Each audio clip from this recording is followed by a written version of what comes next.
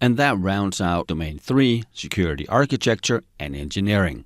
Like I said, monster domain makes up 25% of the curriculum and 13% of the exam questions. And as you may remember from the introduction to Domain 3 from many hours ago, in Domain 3, we looked at the security architecture and design, common security models, the architecture, design, visualization, the cloud, and the solutions we use to protect our assets. We looked at a very high level, how computers work and how they're physically and logically segmented. Then we covered the threats to our applications, our systems, and our devices. Then the next big topic, cryptography, the history of cryptography, the different types of encryptions we use, hashes, and the attacks on cryptography and digital signatures.